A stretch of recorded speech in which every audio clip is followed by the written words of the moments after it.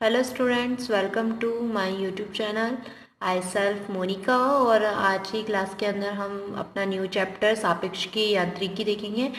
सापेक्षिकीय यांत्रिकी क्या होता है? आप सापेक्षिकीय देखेंगे तो सापेक्षिकीय किसी भी चीज़ को, अगर आप दो या तीन चीज़ों को अगर किसी उनके बीच में रिलेशन देखते हैं या एक दूसरे से संबंधित होते हैं, एक दूसरे के सापेक्ष होते हैं, तो वो जो उनकी आप उनके बारे में पढ़ते हैं वो हम किस में पढ़ेंगे? सापेक्षिकीय में पढ़ेंगे।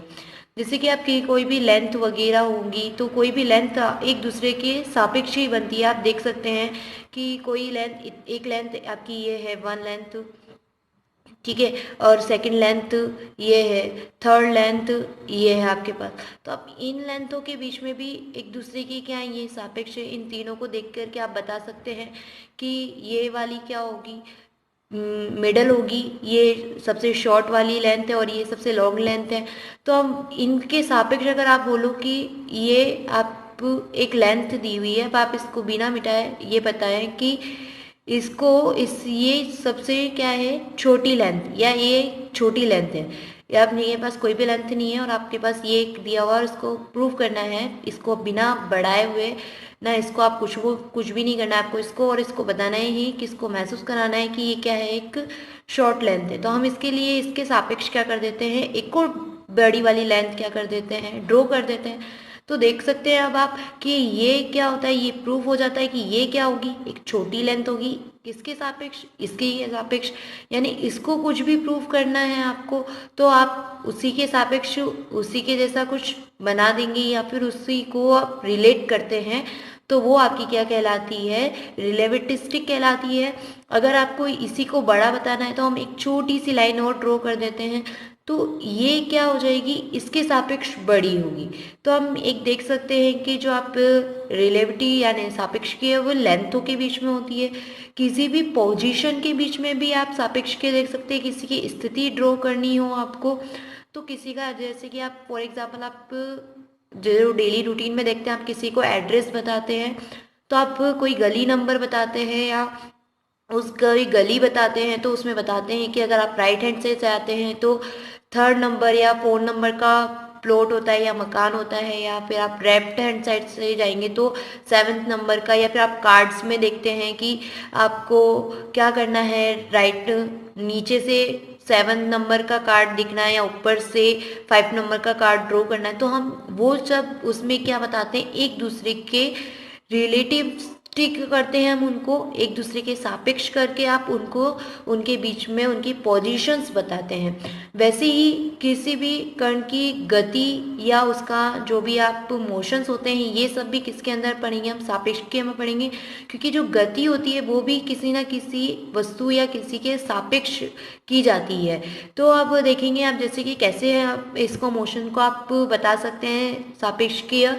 कि जैसे कि आप कोई एक रेलवे स्टेशन पे खड़े हैं और वहाँ पर एक ट्रेन, तीन ट्रेनें खड़ी हैं आपकी।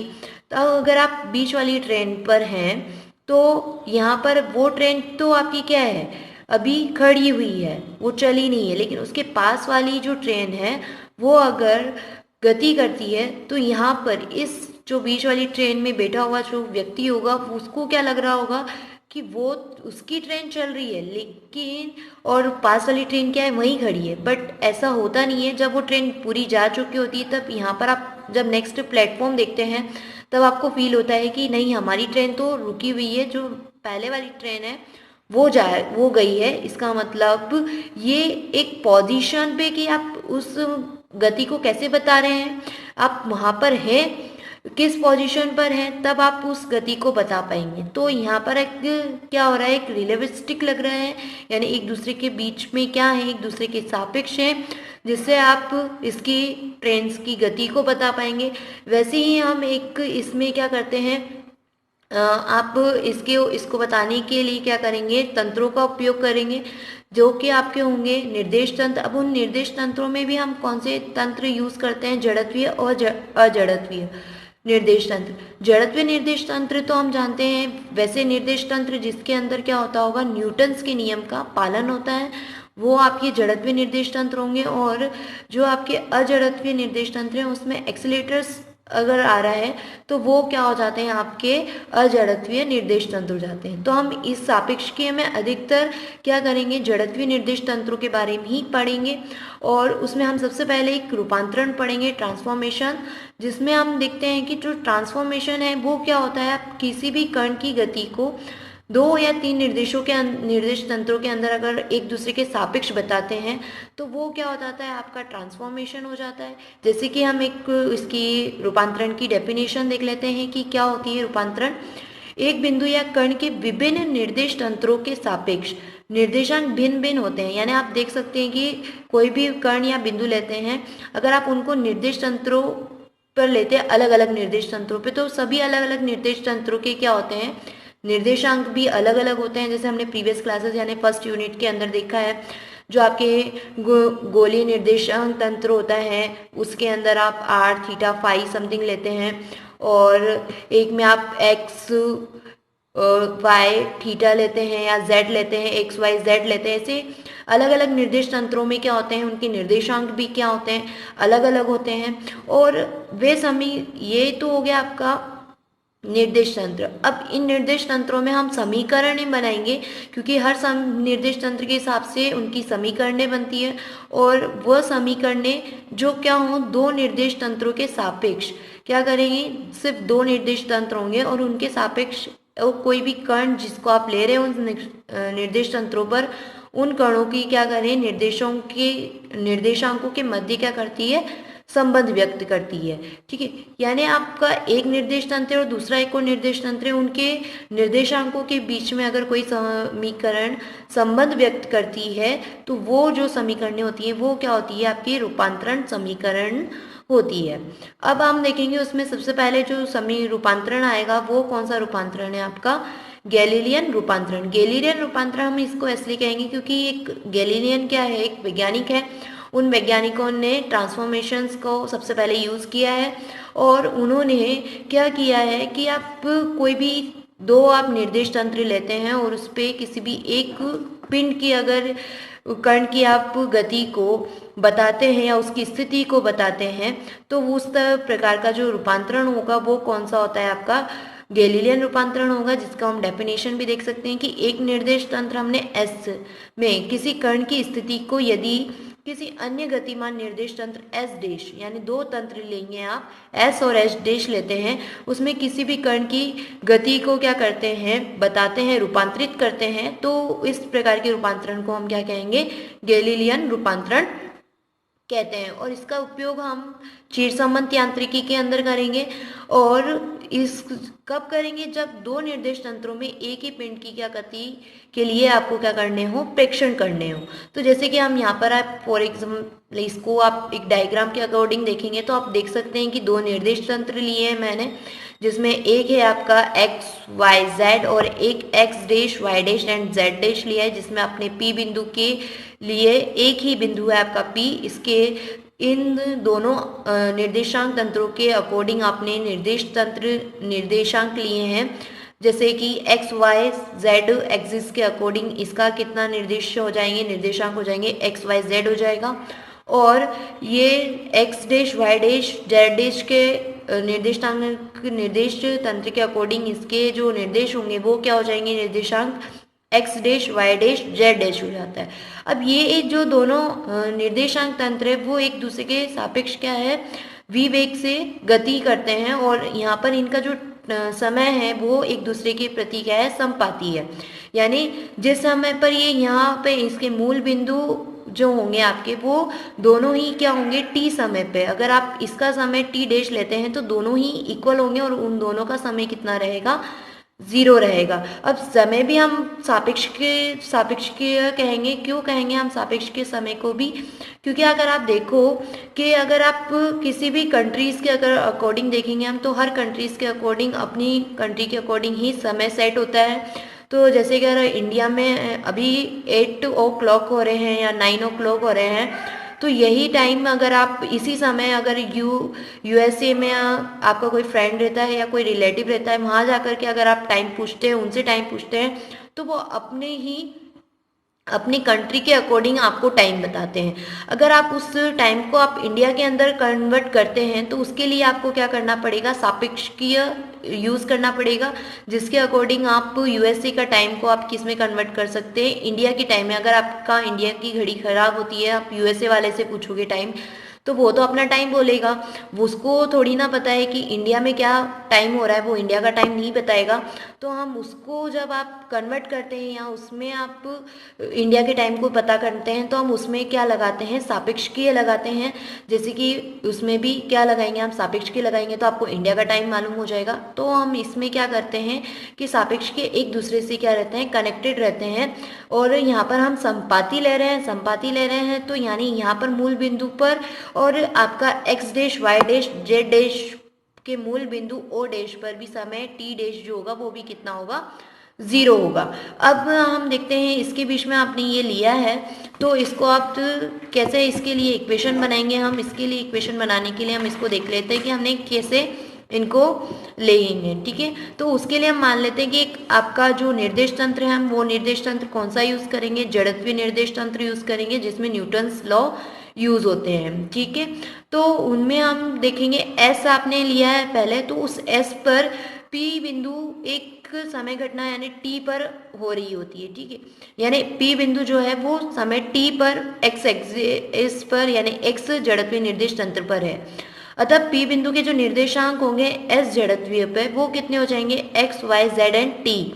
और अगर आप उसी के सापेक्ष कौन सा निर्देश तंत्र ले लेते हैं, एस डैश जड़त्वीय निर्देश तंत्र लेते हैं, जो कि एस निर्देश तंत्र के सापेक्ष क्या कर रहा है, वी वेग से एक्स पॉजिटिव एक्स डायरेक्शन में क्या कर रहा है, गति करता है, तथा दोनों के निर्देश अक्ष जो हैं वो क्या होंगे, एक दूसरे के संपाती होते हैं। और एक दूसरे के संपाती होंगे इस प्रकार कैसे होंगे कि जो उनके मूल बिंदु होते हैं उन पर समय कितना हो जाएगा आपका, T equals to T dash दोनों ही कितना होता है, 0 होगा।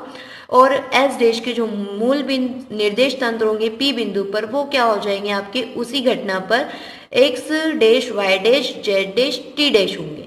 ठीक है, ये तो अभी हमने डायग्राम देख करके भी बताया है। और अब आप क्या करते हैं कि जो निर्देश तंत्र एस डैश है वो क्या है, एस के सापेक्ष एक समान वेग यानी वी वेग से क्या कर रहा है, गति कर रहा है। तो एस में एक्स मापन एक्स डैश के अपेक्षा वी टी अधिक होगा। यानी यहाँ पर अगर आप एक्स को मेजर करते हैं तो यहाँ पर जो एक्स डैश होगा वो कितना अधिक होगा, वी टी अधिक होगा, क्योंकि वी वेग से गति कर रहा है और यहाँ पर समय कितना हो रहा है, टी हो रहा है। तो ये इतने वेग से क्या कर रहा है, गति कर रहा है। तो इसका जो एक्स का पोजीशन होगा वो एक्स डैश के अगर अकॉर्डिंग निकालेंगे तो कितना अधिक होगा, वी टी अधिक होगा।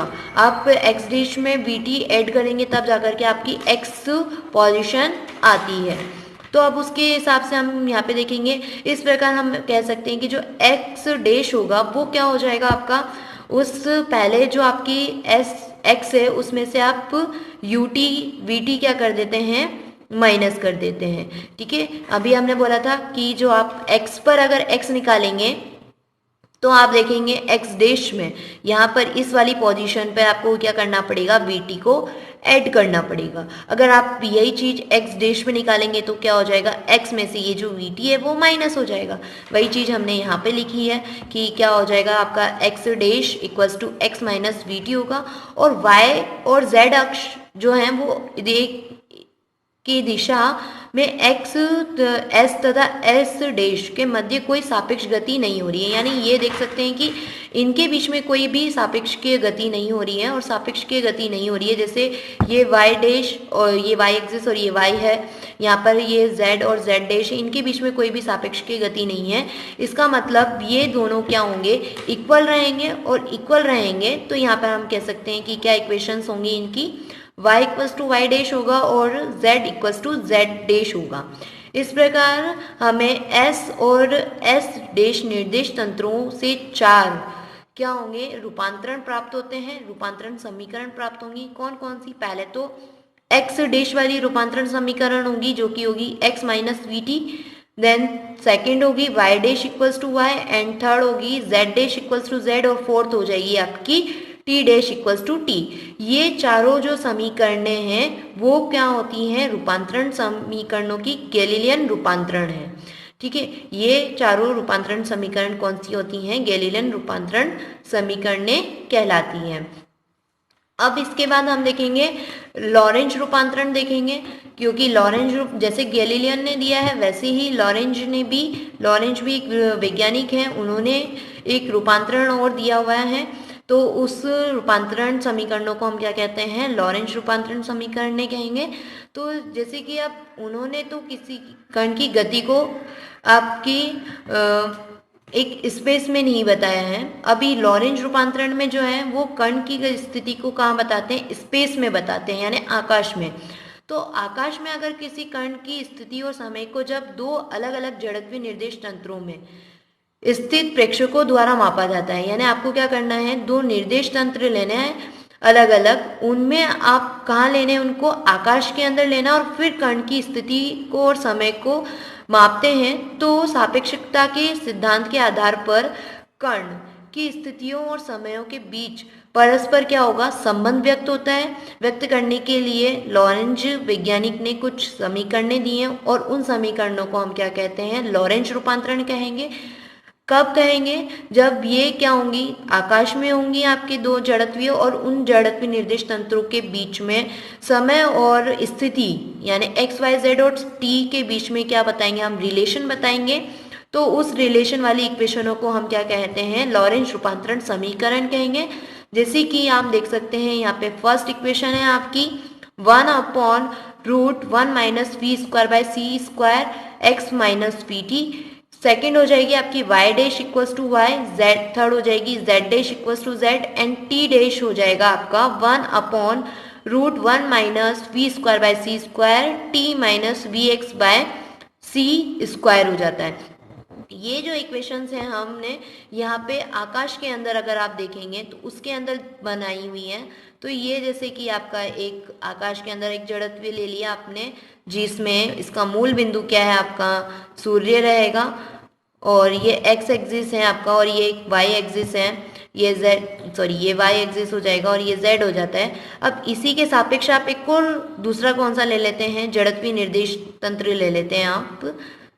तो इसके अंदर भी आप देख सकते हैं y और z के तो डायरेक्शंस में कोई गति नहीं होती है, लेकिन x डायरेक्शन में इसकी s या फिर कोई भी आप p बिंदु या कुछ भी लेते हैं तो उस बिंदु के लिए अगर आप इसकी स्थिति और समय के बीच में आप जो इक्वेशंस बनाएंगे वो इक्वेशंस जैसे कि ये बनी हुई है, तो इन इक्वेशंस के लिए हम क्या करते हैं, लॉरेंज रूपांतरण का यूज करते हैं।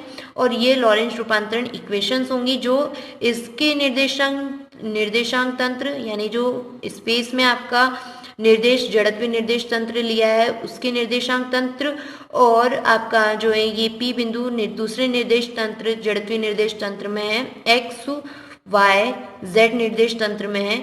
यहाँ पर जो निर्देशांक होंगे उनके बीच में जो रिलेशन होंगे वो रिलेशन इन इक्वेशन से दिखाया जाएगा, चारों इक्वेशन से। ये चारों इक्वेशंस कौन सी होती हैं, आपकी लॉरेंज रूपांतरण समीकरणें होती हैं। इनके ही आप क्या ले लें, विपरीत ले लेते हैं। जैसे कि आप x डैश की जगह पर यहाँ पर हम क्या ले रहे हैं, x dash y dash z dash और t डैश लेते हैं, और अगर इन्हीं की जगह पर हम दूसरी वैल्यूज निकाल दें x y z और t की वैल्यू निकाल लेते हैं, यानी यहाँ पर हो जाएगा x dash plus V T dash और यहाँ पे हो जाएगा t dash plus V X dash by C square. तो ये जो चार समीकरणें हैं ये चार समीकरण व्युत्क्रम लॉरेंज रूपांतरण समीकरण कहलाती है। ओके, तो ये यहाँ पर क्या है, इसकी लॉरेंज रूपांतरण की इक्वेशंस हैं। ऐसे ही चार इक्वेशंस अभी अपन ने देखी है, गैलीलियन की रूपांतरण समीकरण है।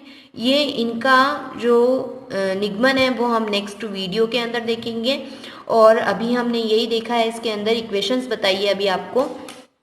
अब आप देखेंगे कि समकालिक घटना एवं घटनाओं का क्रम, उसके लिए हम एक आप सूत्र निगमन करते हैं तो उसमें क्या करेंगे, हम घटनाओं के समकालिता की अवधारणा निरपेक्ष नहीं होती है, जबकि क्या होती है, सापेक्ष की, यानी एक दूसरे पर डिपेंड नहीं हो, ऐसा हो नहीं सकता है। कोई भी घटना होती है तो एक दूसरे पर क्या होती है, डिपेंड होती है, सापेक्ष की होती हैं। तो उसको भी हम क्या देखेंगे, उसके लिए भी हम इक्वेशंस निकालेंगे। तो उसके लिए हम देखते हैं कि किसी निर्दिष्ट फ्रेम S में स्थित प्रेक्षक को दो घटनाएं एक साथ घटित होती हुई दिखाई देती है। जैसे कि हम देख सकते हैं कि अब वो ट्रेन चलती है, तब 3 ट्रेनें हैं आपकी, तब आप अगर बीच वाली ट्रेन पर बैठे हैं और ये वाली ट्रेन अगर चल रही है तो इट मीन्स आपको ऐसा लगेगा कि आपकी ट्रेन चल रही है और वो ट्रेन रुकी हुई है। तो वो किस पे डिपेंड कर रहा है कि वो प्रेक्षक कहाँ पर है, ठीक है। यानी वो एस फ्रेम में स्थित प्रेक्षक को दो घटनाएं एक साथ घटित होती हुई दिखाई देती है। वो चल रही है और वो रुकी हुई है, वो दो घटनाएं उसको दिखाई देती है। तो निर्देश फ्रेम एस के सापेक्ष नियत वेग v से गतिशील निर्देश फ्रेम जो एस डैश होती है उसमें स्थित प्रेक्षक को ये घटनाएं एक साथ घटित प्रतीत नहीं होती है, जबकि जो उसके सामने इधर वाली जो ट्रेन बैठा होगा उसको ये घटनाएं जो उसको दिखाई दे रही, बीच वाली ट्रेन में बैठे हुए व्यक्ति को दिखाई दे रहा है, वो उसके साइड वाली ट्रेन में बैठे हुए व्यक्ति को नहीं दिख रहा है। यानी वो एस डैश फ्रेम में है तो उसमें उसको वो एक घटना नहीं दिखती है या दोनों ही घटनाएं साथ में होती हुई नहीं दिखती है। तो उसके लिए हम मान लेते हैं कि एक निर्देश फ्रेम S में दो घटनाओं के घटने का समय क्या है, T1 और T2 है, और इन्हीं घटनाओं के घटने का समय निर्देश फ्रेम S डैश में क्या हो जाएगा, T1 डैश और T2 डैश होता है। तो लॉरेंज रूपांतरण से अभी हमने देखा है कि जो T1 डैश या T डैश जो होता है वो क्या होगा आपका T1 minus V X one by C square divided by root 1 minus V square by C square. ये v बाय सी क्या है आपका, यहाँ पर हम देख सकते हैं प्रकाश चाल होती है, c आपकी वेग v प्रकाश चाल हो जाएगा आपका यहाँ पे v बाय सी। तो यहाँ पर आप T2 के लिए देखेंगे, T2 डैश के लिए तो कितना हो जाएगा T2 minus V X two by C square by root 1 minus V square by C square हो जाएगा। अब हम क्या करेंगे, इस इक्वेशन में से इस इक्वेशन को माइनस करते हैं। तो T2 dash minus T1 dash equals to कितना हो जाएगा, T2 minus T1 minus V by C square, और यहाँ से x2 में से आप x1 को माइनस कर देते हैं और ये क्या हो जाएगा, कॉमन हो जाएगा। तो root 1 minus V square by C square, इसको एलसीएम लिख करके सॉल्व करते हैं हम। अब यदि आपका कह रहे हैं कि समय क्या है एक दूसरे के संपाती हो, यानी जो आपका T1 इक्वल्स टू क्या हो जाए T2 हो, तो इक्वेशन 1 के अंदर ये जो टर्म है वो क्या हो जाएगी, 0 हो जाएगी। यानी आप देखेंगे कि जो T2 dash minus T1 dash है वो कितनी हो जाएगी, minus V by C square x2 minus x1 divided by root 1 minus V square by C square हो जाएगा। लेकिन अभी हमने देखा है कि लॉरेंज रूपांतरण इक्वेशन के अंदर जो x2 डैश होता है वो क्या होता है, x2 minus V T2 divided by root 1 minus V square by C square, और x1 डैश जो है वो क्या होगा, x1 minus V T1 divided by root 1 minus V square by C square. और यहाँ पर देखते हैं कि हम इसी इक्वेशन के अंदर अगर आप लें T1 और T2 को इक्वल रहते हैं और वापस आप दोनों इक्वेशंस को माइनस करते हैं तो आपके पास देखो क्या आ जाएगा, x2 डैश में से आप x1 डैश वाली इक्वेशन माइनस कर रहे हैं जिसमें T1 और T2 इक्वल रहते हैं। तो आज जो आपका v T1 और v T2 है वो दोनों क्या हो जाएंगे, कैंसिल हो जाएंगे टर्म्स, और क्या आ जाएगा आपके पास x2 माइनस x1 आ जाएगा और रूट में 1 minus V square by C square आ जाता है। तो अब हम इक्वेशन 1 और 2 से क्या करेंगे, यहाँ पर x2 minus x2 dash minus x1 इसकी पूरे की ये पूरा क्या है आपके इक्वेशन नंबर 2 के अंदर आ रहा है।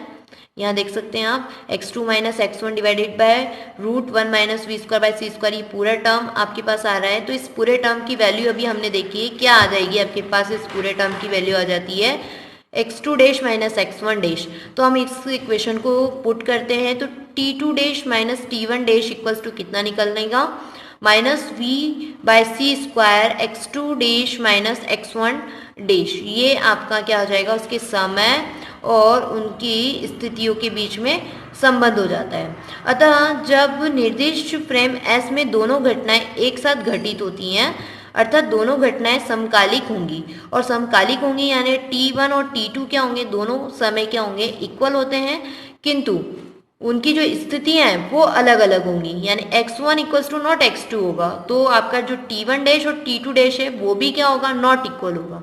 अर्थात आप कह सकते हैं कि जो S डैश में उक्त दोनों घटनाएं, जो दोनों घटनाएं हो रही हैं वो क्या होंगी, समकालिक नहीं होंगी, और समकालिक यानी एक ही समय पर घटित नहीं होती हैं।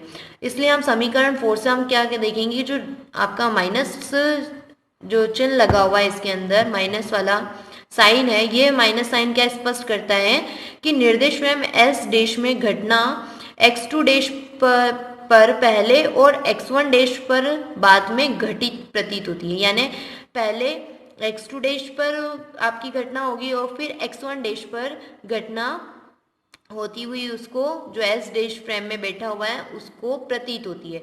यानी पहले उसको क्या होगा, जो भी ट्रेन रुकी हुई है पहले तो वही दिखेगी, और फिर जो मूव हुई है, जो जा रही है वो आगे बढ़ेगी, तब उसको वो वाली घटना दिखेगी। यानी उसको एक ही समय पर दोनों ही घटनाएं नहीं दिखती कि वो रुकी हुई है और वो चल रही है, उसको थोड़े समय के बाद पता चलता है कि वो जा रही है और ये वाली जो उसके साथ खड़ी है वो अभी भी खड़ी ही है। यानी उसको वो दोनों घटनाएं अलग अलग घटित होती हुई प्रतीत होती है, जबकि बीच वाली ट्रेन में जब वो घटनाएं हो रही होती है वो खुद स्थिर होता है और वो ट्रेन चल रही होती है, तो उसको वो जो घटना है वो दोनों एक साथ प्रतीत होती है, दिखती हुई प्रतीत होती है। तो ओके स्टूडेंट्स, आई होप आज का वीडियो आपको पसंद आया है। प्लीज़ लाइक करें, कमेंट करें एंड शेयर करें my YouTube channel. Thank you students for watching my video.